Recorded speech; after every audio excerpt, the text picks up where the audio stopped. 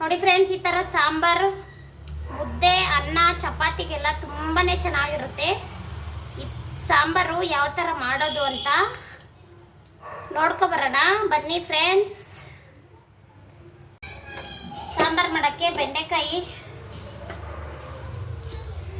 ತೋರಿಸ್ತೀನಿ ಬನ್ನಿ ಫ್ರೆಂಡ್ಸ್. ನೋಡಿ, ಬೆಂಡೆಕಾಯಿ ಹುರ್ಕೊತಾ ಇದ್ದೀನಿ.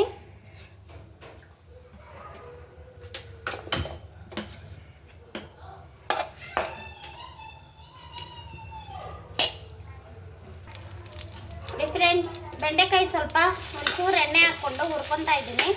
ಇದು ಮಸಾಲ ರುಬ್ಕೊಳಕ್ಕೆ. ನೋಡಿ, ಬೆಳ್ಳುಳ್ಳಿ, ಶುಂಠಿ ಸ್ವಲ್ಪ, ಒಂದು ಟೊಮಟ, ಒಂದು ಈರುಳ್ಳಿ, ಒಂಚೂರು ಕೊಬ್ಬರಿ ತುರಿ, ಆಮೇಲೆ ಒಂದು 3 ಲವಂಗ, ಒಂಚೂರು ಚಕ್ಕೆ ತಗೊಂಡಿದ್ದೀನಿ. ಇದ್ರ ಜೊತೆಗೆ ಇದು ಬೆಂಡೆಕಾಯಿ ಸ್ವಲ್ಪ ಐತೆ ಅಂತ ಆಲೂಗಡ್ಡೆ ಸ್ವಲ್ಪ ಒಂದೆರಡು ಕಟ್ ಮಾಡಿ ಇಟ್ಕೊಂಡಿದ್ದೀನಿ. ಬೆಂಡೆಕಾಯಿ ಎಲ್ಲ ಹುರ್ಕೊಂಡಿದ್ದೀನಿ ಫ್ರೆಂಡ್ಸ್. ನೋಡಿ, ಇದೆಲ್ಲ ಈರುಳ್ಳಿ, ಬೆಳ್ಳುಳ್ಳಿ, ಶುಂಠಿ, ಟೊಮಟ ಹಾಕಿ ಸ್ವಲ್ಪ ಎಣ್ಣೆಯಲ್ಲಿ ಫ್ರೈ ಮಾಡಿಕೊಂಡು ಕೊಬ್ಬರಿನೂ ಇದಕ್ಕೆ ಹಾಕ್ಕೊತಾ ಇದ್ದೀನಿ ಫ್ರೆಂಡ್ಸ್. ಒಂಚೂರು ಬಿಸಿ ಮಾಡ್ಕೊಳ್ಳೋಣ.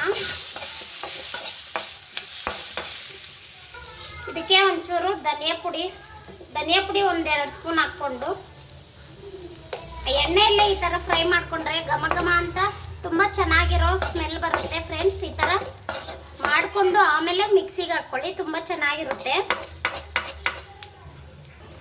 ನೋಡಿ ಫ್ರೆಂಡ್ಸ್, ಜಾರ್ಗೆ ಹಾಕ್ಕೊಂಡಿದ್ದೀನಿ. 1 ಸ್ಪೂನ್ ಖಾರದ ಪುಡಿ ಹಾಕ್ಕೊತೀನಿ ಸಾಕು. ಒಂಚೂರು ಅರಿಶಿನ,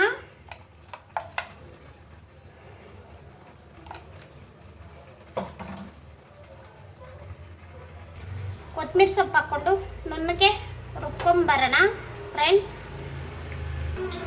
ನೋಡಿ ಫ್ರೆಂಡ್ಸ್, ನುಣ್ಣಗೆ ರುಬ್ಕೊಂಡಿದ್ದೀನಿ. ಇವಾಗ ಸಾಂಬಾರು ಒಗ್ಗರಣೆ ಮಾಡ್ಕೊಬೇಕು. ಒಗ್ಗರಣೆಗೆ ಬಾಣಲಿ ಇಟ್ಕೊಂಡಿದ್ದೀನಿ ಫ್ರೆಂಡ್ಸ್.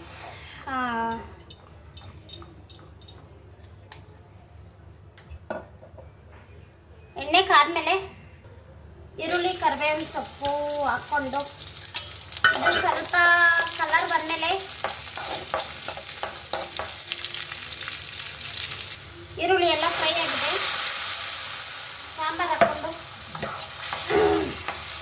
ರುಬ್ಬಿರೋ ಮಸಾಲ ಹಾಕ್ಕೊಂಡು ಇದು ಸ್ವಲ್ಪ ನೀರು ಹಾಕ್ಕೋಬೇಕು.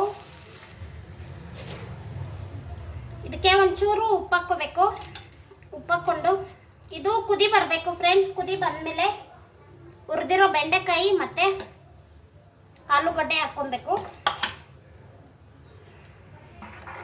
ಈ ಥರ ಬೆಂಡೆಕಾಯಿ ಮಸಾಲೆ ಸಾಂಬಾರಿಗೆ ಗಟ್ಟಿನೂ ಇರಬಾರ್ದು ಮತ್ತು ಜಾಸ್ತಿ ನೀರೂ ಇರಬಾರ್ದು. ತುಂಬ ಚೆನ್ನಾಗಿರುತ್ತೆ ಫ್ರೆಂಡ್ಸ್. ಮುದ್ದೆ, ಅನ್ನಕ್ಕೆ, ಚಪಾತಿಗೆ ಎಲ್ಲದಕ್ಕೂ ಚೆನ್ನಾಗಿರುತ್ತೆ. ಚಪಾತಿಗೇನೋ ಗೊತ್ತಿಲ್ಲ, ಆದರೆ ಮುದ್ದೆಗೆ ಮಾತ್ರ ಇದು ತುಂಬ ಸೂಪರಾಗಿರುತ್ತೆ.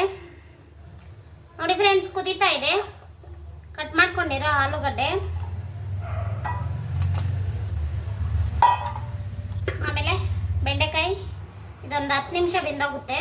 ಬೆಂಡೆಕಾಯಿ ಆದರೆ ಎಣ್ಣೆಯಲ್ಲಿ ಫ್ರೈ ಮಾಡ್ಕೊಂಡಿದ್ರಲ್ಲ, ಬೆಂದೋಗುತ್ತೆ. ಆಲೂಗಡ್ಡೆ ಒಟ್ಟು ತೆಗೆದ್ಬಿಟ್ಟು ಈ ಥರ ಹಾಕಿದ್ರೆ ಬೇಗನೆ ಬೆಂದೋಗುತ್ತೆ. ಹಾಕ್ಬಿಟ್ಟು ಮುಚ್ಚಿಟ್ಕೊಂಡ್ಬಿಟ್ರೆ ಒಂದು 10 ನಿಮಿಷ ಬೆಂದೋಗುತ್ತೆ ಫ್ರೆಂಡ್ಸ್. ಈ ಥರ ನೀವು ಮಾಡ್ಕೊಳ್ಳಿ ಫ್ರೆಂಡ್ಸ್, ತುಂಬಾ ಚೆನ್ನಾಗಿರುತ್ತೆ. ಆಮೇಲೆ ನೀವು ಯಾವ ಥರ ಮಾಡ್ತೀರಾ ಅಂತ. ಮಸಾಲ ಆದರೆ ಈ ಥರನೇ ಮಾಡೋದು ನಮ್ಮ ಮನೆಯಲ್ಲಿ. ಆಮೇಲೆ ಬೆಂಡೆಕಾಯಿ ಗೊಜ್ಜು ಮಾಡ್ಬೋದು. ಟೊಮಟ, ಈರುಳ್ಳಿ ಎಲ್ಲ ಹಾಕ್ಬಿಟ್ಟು ಚಪಾತಿಗೆ ತುಂಬ ಚೆನ್ನಾಗಿರುತ್ತೆ. ಈ ಥರ ಮುದ್ದೆಗೆ, ಅನ್ನಕ್ಕೆಲ್ಲ ಈ ಥರ ಮಸಾಲೆ ಸಾಂಬಾರು ಮಾಡಿದ್ರೆ ತುಂಬಾ ಚೆನ್ನಾಗಿರುತ್ತೆ. ನೀವು ಯಾವ ಥರ ಮಾಡ್ತೀರಾ ಅಂತ ಕಮೆಂಟಲ್ಲಿ ತಿಳಿಸಿ ಫ್ರೆಂಡ್ಸ್. ನೋಡಿ ಫ್ರೆಂಡ್ಸ್, ಸಾಂಬಾರು ಆಗಿದೆ. ನೋಡಿ, ಎಣ್ಣೆ ಸೈಡಲ್ಲಿ ಎಣ್ಣೆನೂ ಬಿಟ್ಕೊಂಡಿದೆ. ತುಂಬ ಚೆನ್ನಾಗಿದೆ ಫ್ರೆಂಡ್ಸ್. ನೋಡಿ, ಚೆನ್ನಾಗಿ ಬೆಂದಿದೆ. ನೋಡಿ, ಜಾಸ್ತಿ ಗಟ್ಟಿನೂ ಇಲ್ಲ. ಇದು ಮುದ್ದೆ ಇದ್ದರೆ ಇವಾಗ ತುಂಬಾ ಚೆನ್ನಾಗಿರುತ್ತೆ ಫ್ರೆಂಡ್ಸ್. ಆದರೆ ನಾನು ಮುದ್ದೆ ಮಾಡಿಲ್ಲ. ಓಕೆ ಫ್ರೆಂಡ್ಸ್, ಯಾರೆಲ್ಲ ನೋಡ್ತಾ ಇದ್ದೀರಾ ಪ್ಲೀಸ್ ಮಾಡಿರೋ ವಿಧಾನ ಇಷ್ಟ ಆಗಿದ್ರೆ ಒಂದು ಲೈಕ್ ಮಾಡಿ. ಮಾಡಿರೋ ವಿಧಾನ ಇಷ್ಟ ಆಗಿದ್ರೆ ನಮಗೆ ನೀವು ಯಾವ ಥರ ಮಾಡ್ತೀರಾ ಅಂತ ಕಮೆಂಟಲ್ಲಿ ತಿಳಿಸಿ ಫ್ರೆಂಡ್ಸ್. ಒಂದು ಲೈಕ್ ಮಾಡಿ, ಹಾಗೆ ಸಬ್ಸ್ಕ್ರೈಬ್ ಮಾಡಿಕೊಂಡು ಯಾರೆಲ್ಲ ಹೊಸಬರು ನೋಡ್ತಾ ಇದ್ದೀರಾ ಪ್ಲೀಸ್ ಸಬ್ಸ್ಕ್ರೈಬ್ ಮಾಡಿಕೊಂಡು ನಮ್ಮ ಚಾನಲ್ಲು ಸಪೋರ್ಟ್ ಮಾಡಿ. ಓಕೆ ಫ್ರೆಂಡ್ಸ್, ಮತ್ತೆ ಸಿಗ್ತೀನಿ.